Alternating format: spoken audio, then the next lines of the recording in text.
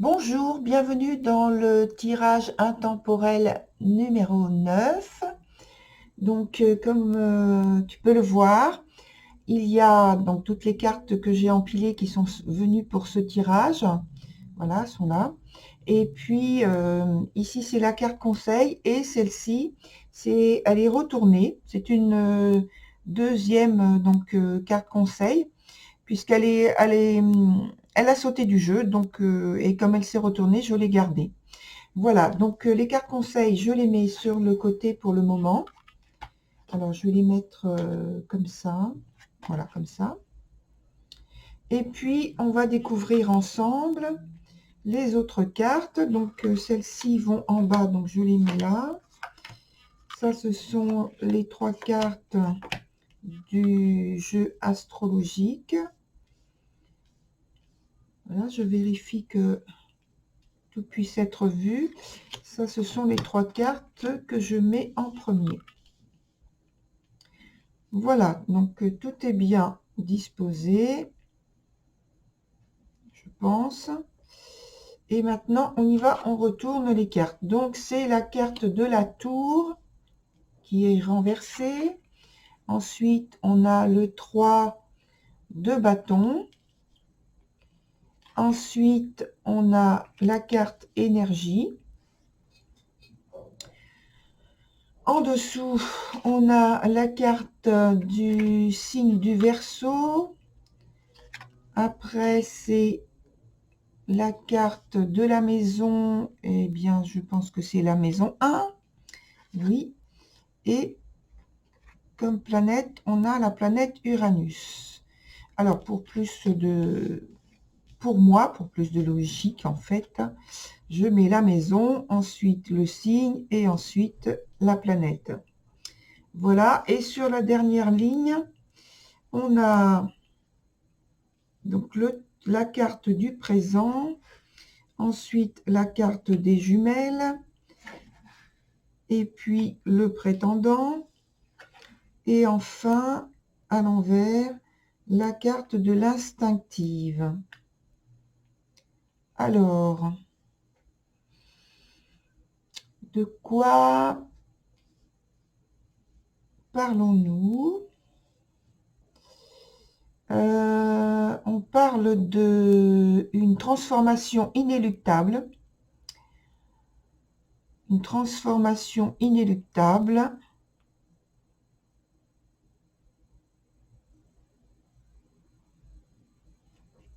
Alors, je pense que c'est une implication peut-être dans un projet, dans un couple, dans une association. Je vais voir plus tard, hein, ça va se préciser. Il y a eu beaucoup de dépenses d'énergie dans une direction, dans un projet, pour un projet.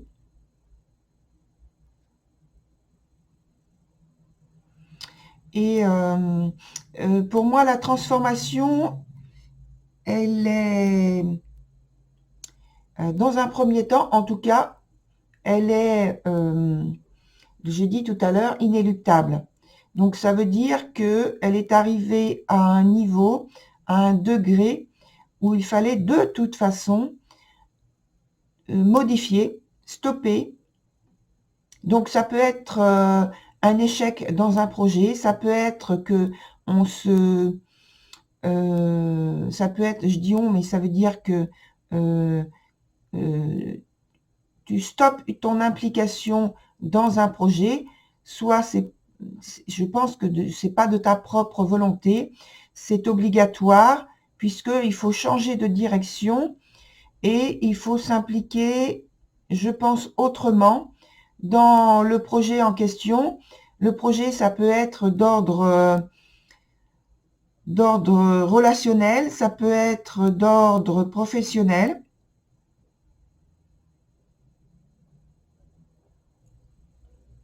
En tout cas, c'est une façon de s'impliquer, de communiquer, de se relier à l'autre ou aux autres ou au projet en question d'une nouvelle façon, par une transformation une transformation du point de vue, de la vision des choses, de la manière de faire la synthèse des choses.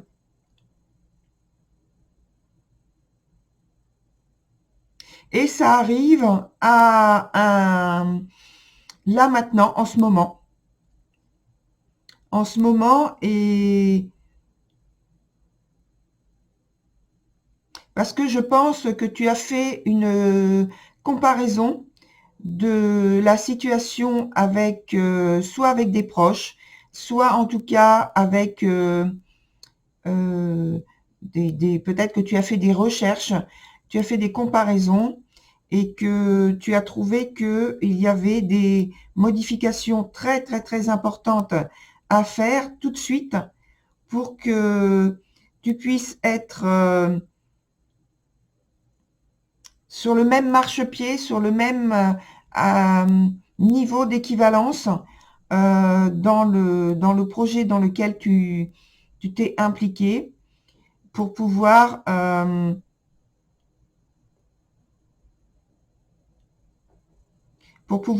avoir les mêmes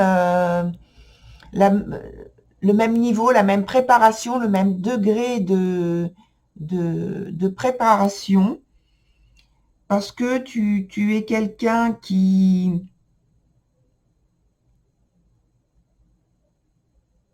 te donne à fond dans ce que tu fais.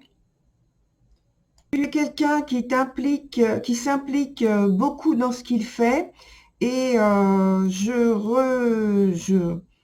confirme, je pense que c'est donc dans le domaine professionnel, en tout cas c'est très proche, et d'une activité professionnelle, parce que ça peut être une activité qui n'est pas professionnelle mais qui est suivie avec un très grand sérieux, une très grande implication, qui a pour toi un équivalent. Par contre, il faut faire attention, parce que l'engagement, le dynamisme et l'ambition que tu mets à parfaire en fait cette implication dans ton activité peut provoquer de mauvais retours, parce que peut-être il y a des paramètres qui risquent de t'échapper dans la manière que tu agis. Il faut veiller à avoir plus de réflexion, parce que là, c'est plus dans la durée, c'est plus de l'impulsion. Et l'impulsion risque de faire rater le projet en question. Et ce que j'ai envie de faire, c'est de mettre une autre carte. Donc, je vais mettre une autre carte sur celle-ci, parce que c'est une carte qui est déjà au départ pas spécifiquement favorable, et donc là en plus elle se présente à l'envers, donc on va en mettre une autre. Voilà, je vais couper, je vais prendre la première, hop, on la met dessus et on découvre ensemble. Alors donc on a la carte de la prétendante.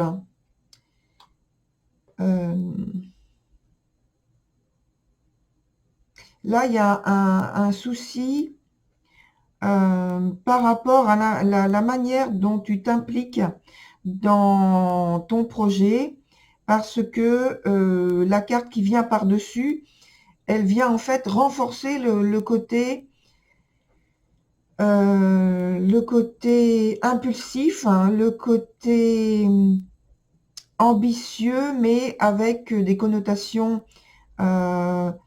défavorables. Et ça veut dire que dans l'aspect financier, peut-être qu'il y a des problèmes au départ.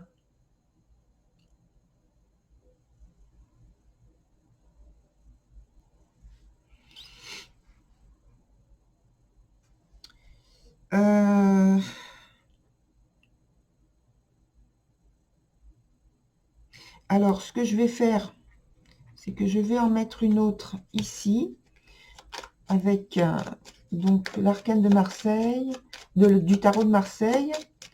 On va en tirer une autre, voir si ça nous donne, voilà, si ça me donne la première. Je regarde. Et éventuellement, j'en mettrai une autre ici pour voir. J'ai envie d'avoir quelque chose de positif. Alors, voilà. Donc là, on a donc le mât. Le mât sur la tour, ça veut dire on est toujours dans le côté impulsivité et ambition et désir de prendre des risques. Et cette carte-là aussi, le prétendant, je vais montrer de plus près.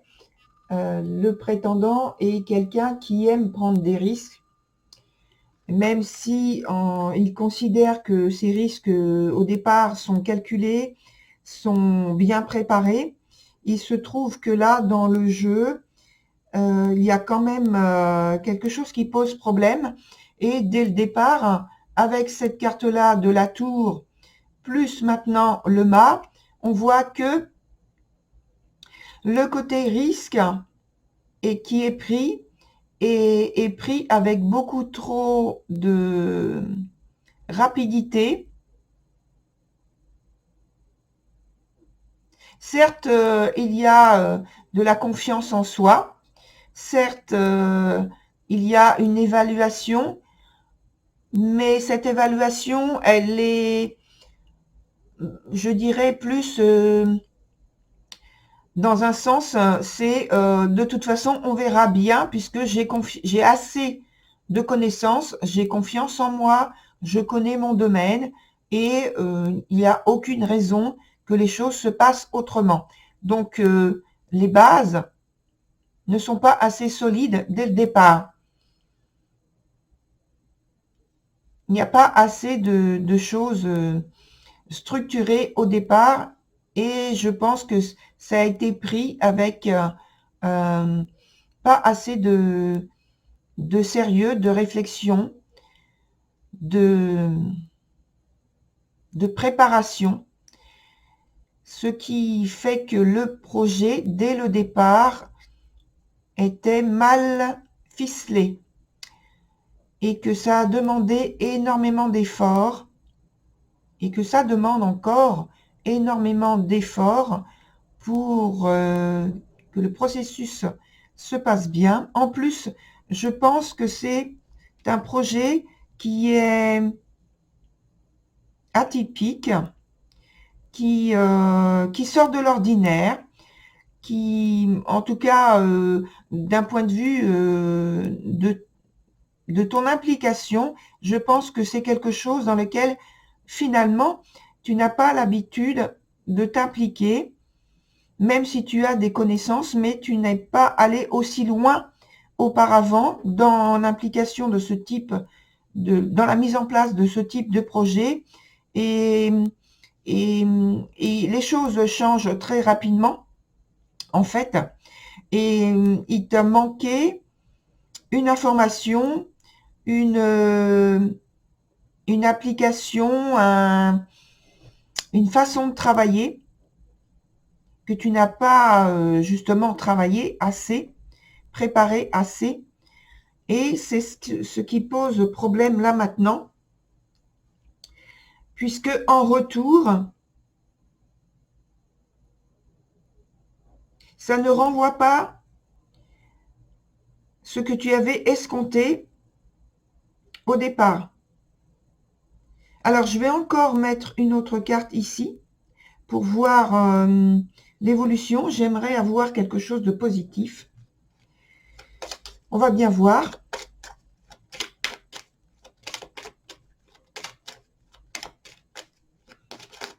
Allez. On tourne encore une fois et on coupe. Hop, hop. Et on va prendre la première carte que je retourne. Ah, non, non. Quand ça veut pas, ça veut pas. Hein, mais j'ai insisté pour voir, mais... Et là, c'est la carte du cadet. Donc, qui est à l'envers, ce qui veut dire que... justement, il y a un manque de préparation. Et pourtant, c'est, je pense, pour une nouvelle expansion. Alors, peut-être que c'était ou que c'est pour avoir une promotion, pour changer de direction, de métier, pour faire une formation, pour entrer dans un apprentissage nouveau, un approfondissement. Or, il y a un manque de préparation. Et il faut absolument, absolument, alors trouver, je pense, une aide peut-être extérieure, il faut voir. Trouver une aide extérieure pour accéder à cette qualification qui manque. Et en même temps, je pense que peut-être pour certains qui vont venir voir cette vidéo, je pense que ça peut être le fait que tu es arrivé au bout d'un cycle dans ta profession, dans ton métier, et que tu souhaites justement changer d'orientation ou alors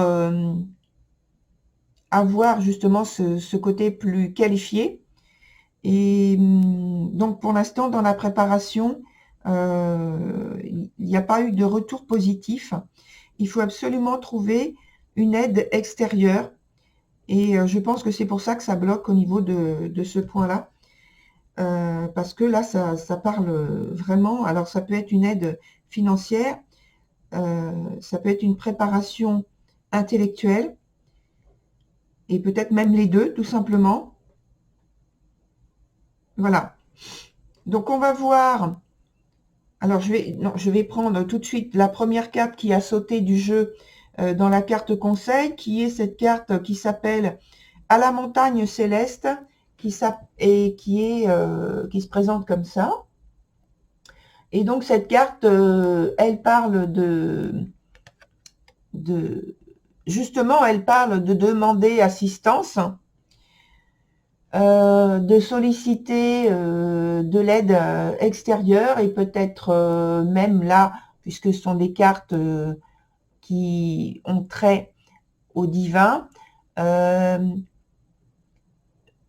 qui indiquent que tu peux et que on te conseille fortement de demander de l'aide, puisqu'il faut demander, il ne faut pas hésiter, ça n'amoindrit pas la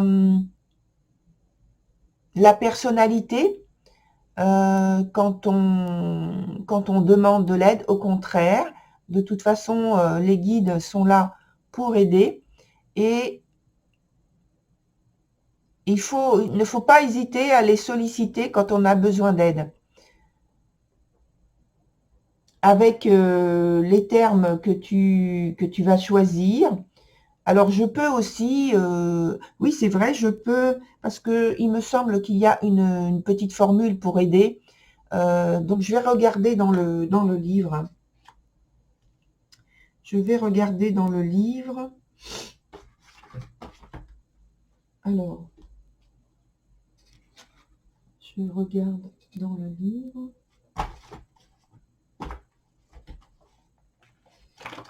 Alors, on va regarder ensemble. C'est la numéro 41. 41, 41. 41.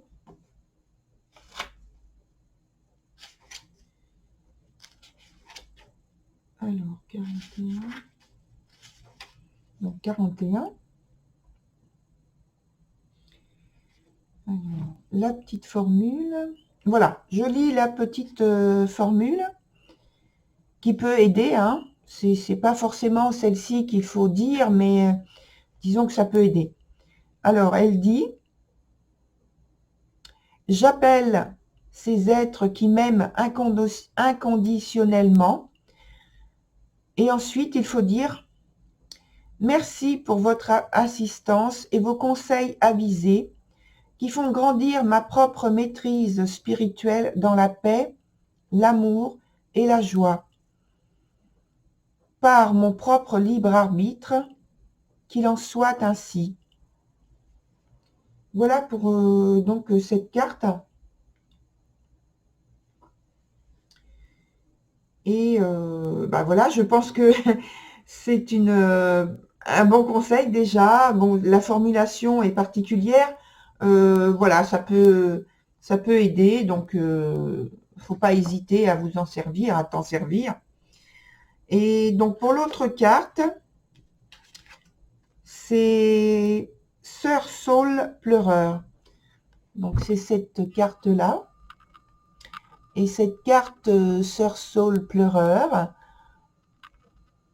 alors elle dit déjà de se pardonner et de pardonner aux autres.